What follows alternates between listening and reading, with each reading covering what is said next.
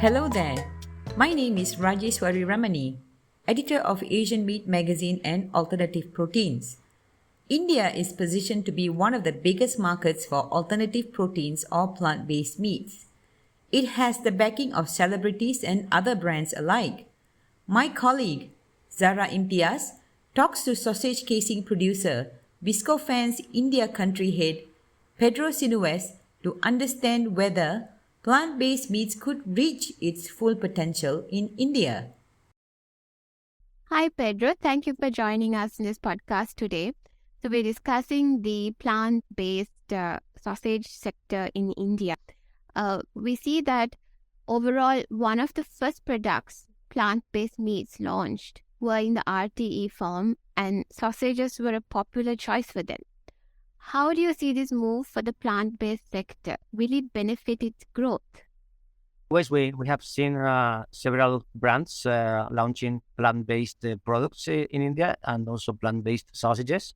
And we are in touch also with some other companies who are in the development stage, big brands that are also trying to get into this product category. That we see that some of these big brands are initially developing like chicken nuggets, plant-based chicken nuggets, or burger patties, and sausages come in a second stage, probably because also you require a decent equipment, or scale up equipment in order to be able to develop the product, But it's true that the momentum is there, and we see companies developing sausages based out of different proteins, fibers, flavors, different packaging systems are there, which are sometimes something they are struggling in order to get a good product, or from the technical perspective, and we are also trying to help, But not only brands, also we see the Starbucks, for example, in India offering vegan products, including vegan sausage croissant. So yeah, I think India is making its move in different channels.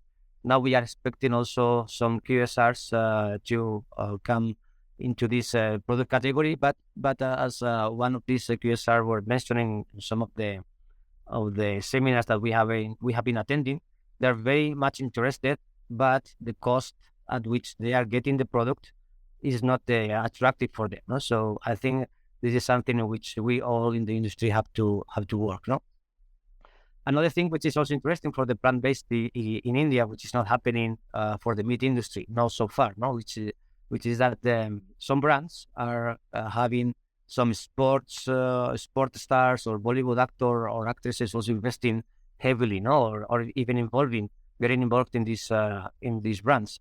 So this, we think that helps tremendously, to create awareness among this product category, and this would help also to make people understand the concept, So yeah, growth. But anyways, I mean, growth is not as prominent as it was expected, and this is something all the stakeholders in the industry are now struggling with, and somehow we all have to create this demand, And I think this demand will only happen when the cost of the product or the price at which the consumer is going to get the product is at par of with the chicken products, Otherwise, it's going to be very difficult to have repetitive orders. I mean, there are always people willing to try new products, new concepts, but it has to be affordable, and they can afford it, not to do it.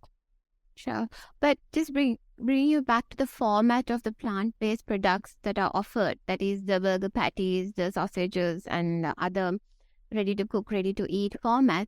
I mean, even in the meat category, these are very much kind of niche product items.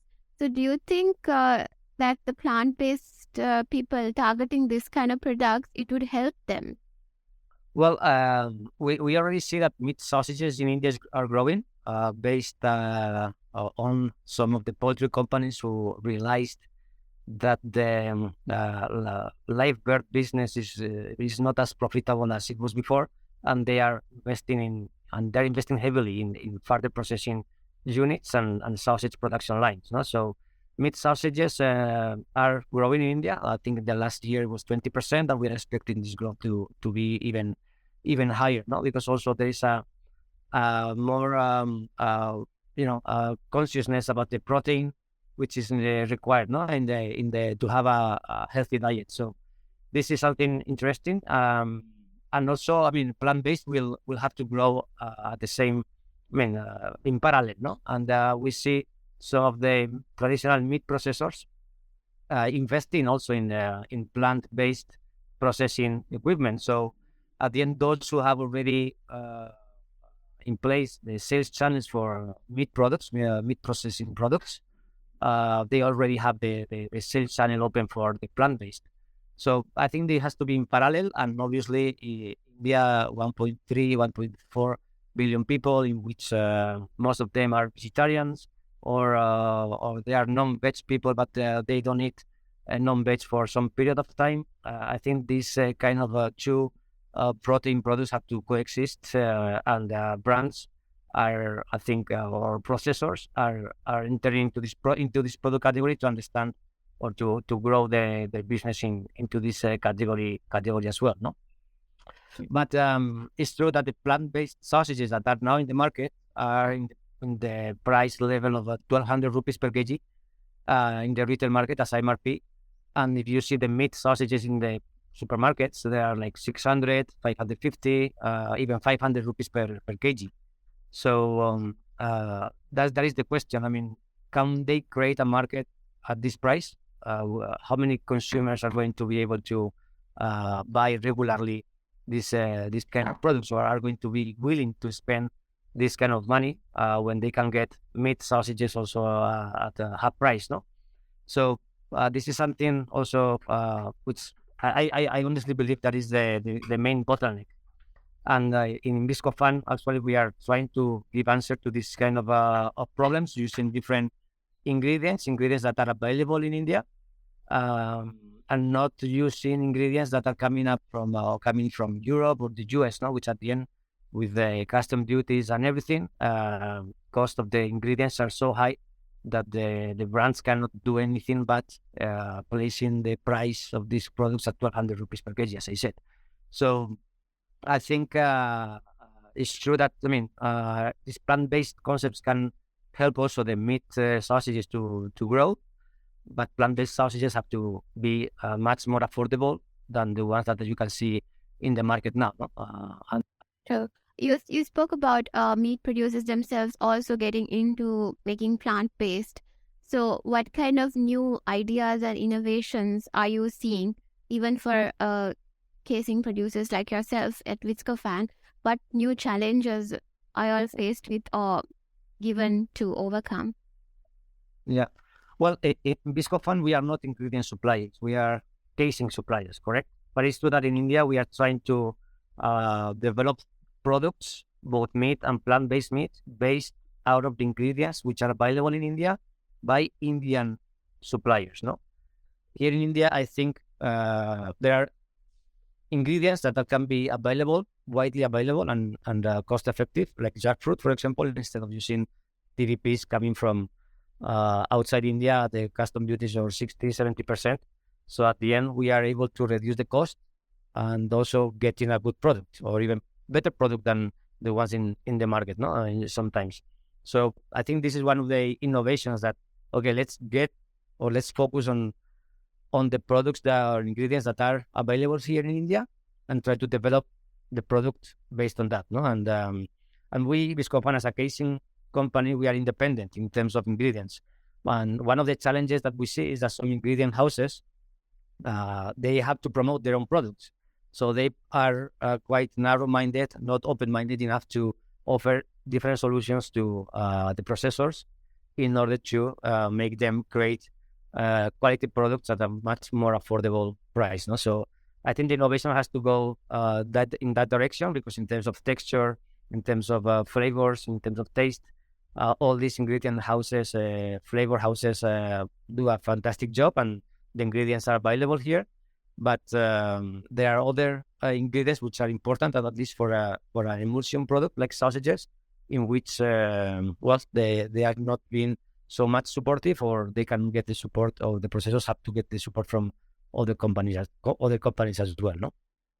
What are the technical challenges of like getting a plant-based sausage right? I mean, is it the making sure that they stick together, or the casing has to be kind of flexible? Like, in a sense, what do you see as the challenges in making the plant-based, or is it similar to a meat sausage? Well, no, it has nothing to do with a meat sausage. The meat protein is totally different, or the function of the meat protein is totally different than the function of the plant protein. So the entire matrix of the product has to be different, and you have to use different ingredients, different functional ingredients in order to get the right texture, the right bite, the clean cut, the color, the shape as well. No, so technically speaking, also the plant-based emulsions are much more stickier than meat emulsions. So sometimes when you put this mass into the stuffing machine, the stuffing machine struggles to pump out the mass into the casing. No, so there are different challenges ahead from the emulsion preparation, how treating the ingredients, at which order you are incorporating the ingredients into the emulsion, temperatures at which ingredients are placed into the bowl chopper when you are preparing the emulsion, kind of oils that you are using, different flavor systems, when to use it as well. So there are multiple challenges, multiple things that you have to take into account. And this is something, at least I think we are adding value in the industry in India. No, it's like we have our pilot plant here where we develop the concepts. We are also working with different ingredient suppliers who are also sending their ingredients to us, so we can do some trials. We send the samples to them, so we create this kind of collaborative relationship with them. And this is also helping us to reach to good results. And now the next step is for us to showcase these products to those who have to promote the product, because at the end, Viscofan, as I said, is a casing company only. It's not an ingredient supplier. We are not selling the product. We are not selling the finished product. This is something we'll never do. We will never do. And we are creating the concepts for others to promote it. No, and that is the first step in the product development. And we are happy to be here in India to develop this kind of products and help the industry to first understand the sausage as a product, all the applications that the sausages can be adopted in the households and in the different sales channels, and to provide our service and our technology to the industry. No? I guess from what you're saying, there are two challenges you are faced with. First is promoting the sausage itself to be eaten, and then of course the plant-based sausage. So are these two connected, or do you think when you think of plant-based sausages you have to rethink the whole concept of sausage making and consumption? No, I think particularly in India, where meat sausage consumption is let's say 1/3 of the consumption of sausages in Sri Lanka, for example, no? Or same as in Nepal, but the population is totally different. So the awareness is not there on the streets in the product itself, irrespective if it is a meat protein or plant protein based product. So awareness has to be there, and quality product and affordable product has to be there as well. So there are two challenges which are interconnected. One is the product, which has to be, as I said, affordable and has to be good product. And this is the main thing, because if you are very conscious about the planet, sustainability and these concepts, but the product is not good enough, you will try once, but you will not try it twice, correct? So product is there, affordability is there, and also when it comes to sausages, the awareness in the street, I mean, the consumer is not there yet. So what we do as well is trying to help all the processors and ingredient suppliers to make them understand that sausages cannot only be eaten in the breakfast, which is something which is in the mindset of the consumer in India, because sausages are mostly seen in the five-star hotels for breakfast, no? And probably this is also because of the British heritage in which you have the English breakfast for breakfast, no? But we see that sausages can be also eaten in the dinner, and we should be able to place a pack of sausages, irrespective if it is for meat or plant-based meat, in the refrigerators of the households, because it is a cooked product. This is a product that is highly convenient. I think I would define it as the king of convenience, because you just have to open the pack. You can heat them up in the microwave, or you can pan fry it. You can cut the sausage and put it in noodles, in rice, in pasta, in soups, in maggies.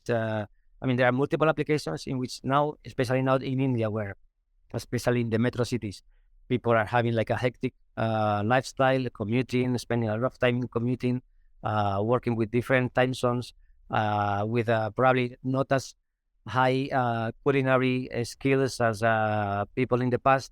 So they need something quick. They need something affordable. They need something convenient, something that they can prepare easily. And sausage meet all these attributes now. So product is there. Obviously, no one is going to have something that is not meeting the expectations, but awareness of all the things that you can do, all the dishes that you can cook with sausages, are something else important, no? Do you think then the entry of the plant-based sausage will actually help the Indian sausage market and expand it? Yes, because I think it will create awareness. I'm really happy to see, for example, Starbucks, no, having a vegan sausage croissant when they don't have a chicken sausage, for example. So there will be some food service restaurants that probably they will incorporate easier and faster plant-based sausages than meat sausages themselves, no? So yeah, I think it will help to create awareness, to make people familiar about the product and try it. And as we saw in other markets, once you try the sausages, you incorporate them easily in your daily food habits, no? So yeah, I believe that this is going to happen like this, and that's why we in India we are also trying to develop the plant-based sausages in our pilot plant and try to promote it in the market, no? So the people are more likely to eat a plant-based sausage than a meat sausage. Well, this will only come with future. At this moment of time, meat sausages are obviously higher than plant-based because, as I said, at 1,200 rupees per kg, the pack of sausage, I mean, is not something affordable, no? As the product comes down in terms of price, I'm sure that India might be one of the first countries in which plant-based sausages can overpass meat sausages. Why not? At the end, vegetarian diet in India is predominantly in many states and many parts of the country. So I think this is something we see, and as I said before, meat processors are investing in plant-based processing plants because they see the same thing, no? And if you see also the food industry drivers, no, the growth drivers in India, like ready to eat, ready to cook products, all the studies or reports saying that it's going to grow above 10% over the next 5 years. The retail market, the food service industry, the QSR market, online food delivery systems are also growing very, very rapidly. So all this is going to push these products to grow, both in meat and plant-based meat as well. That's great, Pedro. Finally, cost is a major thing you've been continuously highlighting. How soon do you think we can get an affordable plant-based sausage on the breakfast table or at dinner in India? As soon as processors start producing ingredients like jackfruit, for example, no? The product that we have developed in our pilot plant here is a hot, spicy, tandoori jackfruit fortified with pea protein product, which cost is, I would say, nearly 50% down than the products that are available now in India. So these kind of products, the raw material cost only is very, very close to the chicken sausages that you can see in the supermarket for the mass market. So I think we are getting closer. First, we have to make people believe in this product, promote the product, but I'm sure the promotion will be successful because the price and the cost is going to be much more convenient for the end user or the food service restaurant to get than the ones that are in the market right now. No? So I think by this year, we should be able to see products in the market at least at par with the chicken sausages that are in the supermarkets for the mass market. That is our key, our goal, and this is the direction we are working on. No? That's pretty impressive. I guess with the plant-based, the ingredient selection is much more vast than when a meat sausage. If chicken prices go up, you can't really help it, but plant-based is more flexible. Yeah.